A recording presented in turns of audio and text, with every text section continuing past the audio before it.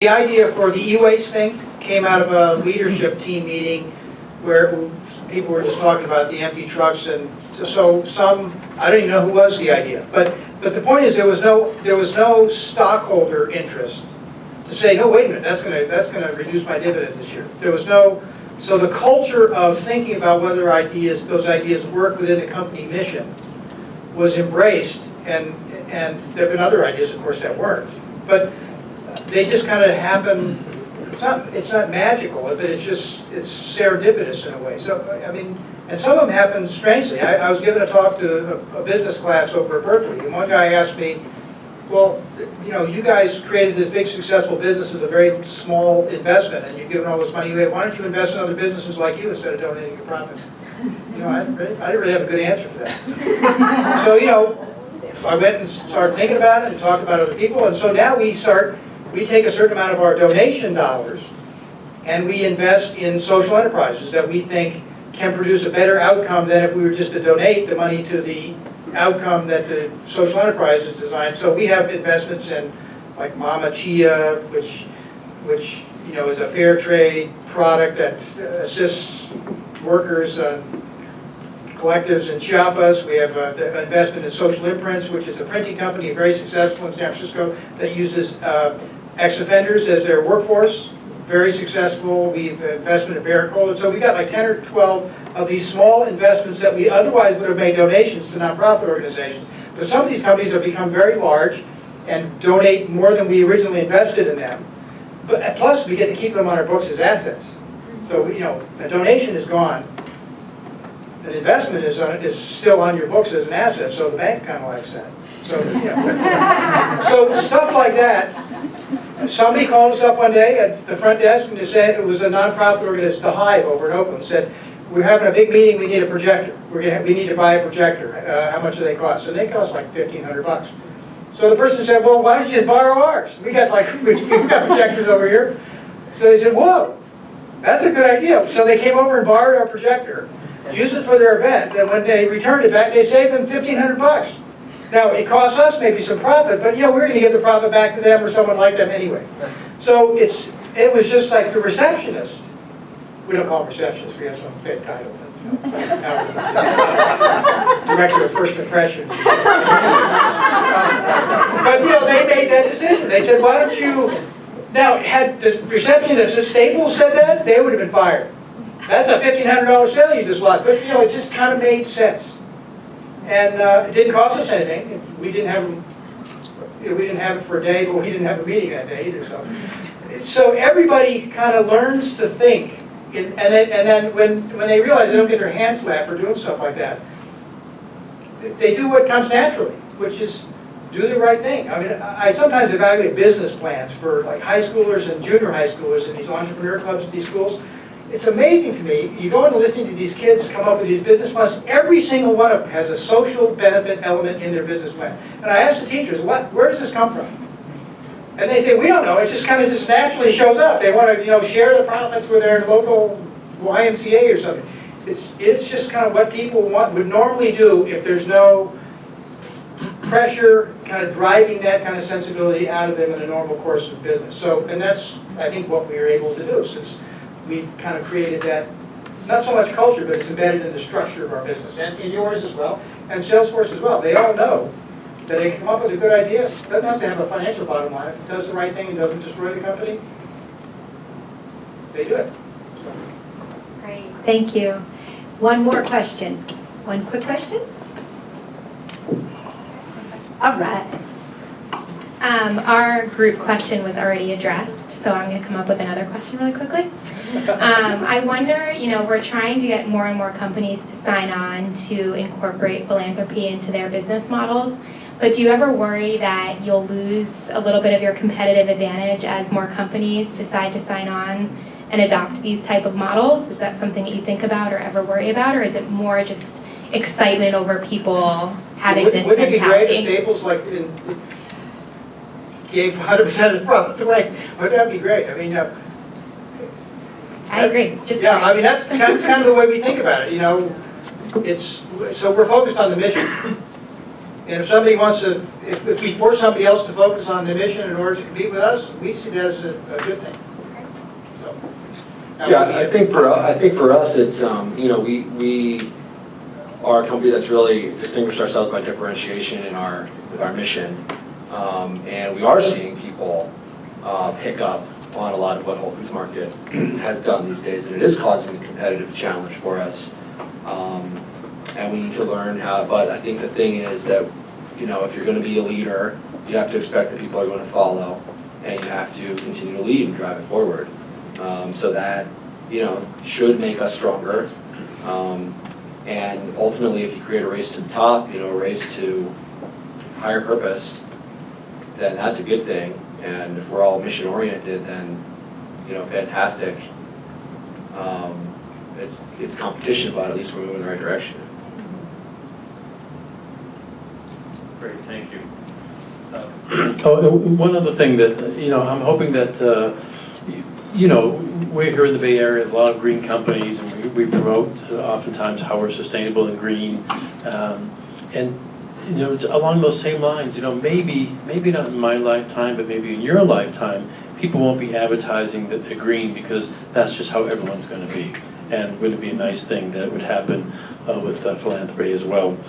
So we're going to, that's the end of our formal session, but we can hang, I guess we can be in here until 8 o'clock or so. I do want to make an announcement that in 2 weeks, the American Sustainable Business Council is having an event at New Resource Bank. Tracy's here from New Resource Bank. And it has to do with don't let the Chamber of Commerce control the policy debate. And there's an author, her by the name of Alyssa Katz, who has written a book called The Influence Machine. And it's about how influential the traditional Chamber of Commerce has been in pushing their agenda. So that'll be November 12th at New Resource Bank between 5:30 and 7:30. One other little thing that, if you don't mind doing for us, Conscious Capitalism, we try to, we put on about 6 or 7 events a year, coming up with different subject matter and different formats, and we want to know how this has worked for you. So we do have some forums, if you don't mind, quickly kind of giving us some guidance, your opinions and thoughts, and maybe suggestions on how this could be better for you. But yeah, if you don't mind filling it out, that would be great. And we're really appreciative that you would come out and be with us. And I hope that we'll see you again some other time. I guess the next event will be in December. We do have a social event that we're going to be doing. But thank you, and thank you, Mike and Matt. And Naomi had to go rescue her car so that she could get home. But get home safe, everyone. Thank you. The last time we did the online, and we didn't get, if you guys can just quickly do those, and also come see me if you have ideas for future speakers and future events, okay? Because I'd love to hear from folks.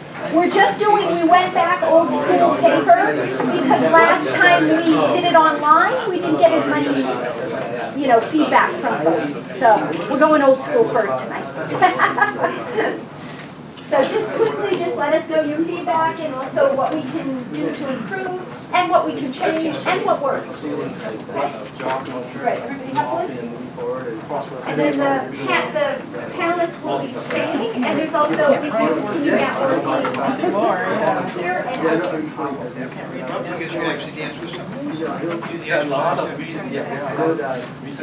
because it was 14 years. I know. Ben just and 3 that's what they go for. coordination. So these also the time is within 3 seconds you have to get it done. And in these 3 seconds keep counting. Keep counting. And the second aspect you only give 47% of us. So the study has been done for 10 years. Nobody wants to do it. Like what I said, there's a lawyer in front of law, $50 million, got $500 million. How about the second? I live down in don't even have a we don't even have so that means we are looking at 30 years, long term, before we can get it. There's no cure, there's no way you can slow it down. And for the currency, regardless how much money you're going to dump, they are not going to get any benefit. And that's the part, you know, I really think this is an opportunity for most, well, I think for all of us, you know, it's an opportunity for us to raise this issue. Yeah, I don't have the card, but what's fun to mention this? Yeah, but you're Talking about the cost, 50 to 80%. that's measured by the cost of Yeah. whether they cancer or It's gonna be more expensive. It's gonna be, I don't know. Oh, there it is. Have $3 billion.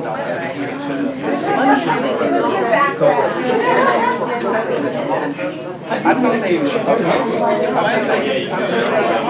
One vision way. I spent $20,000 on my own. I guess.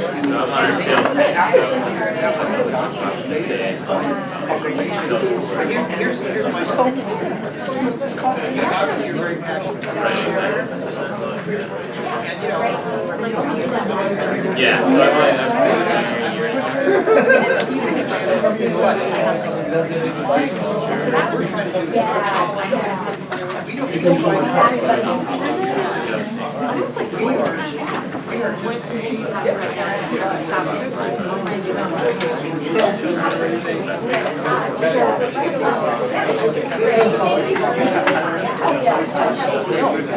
But you don't, that's why you need to do it. That's why.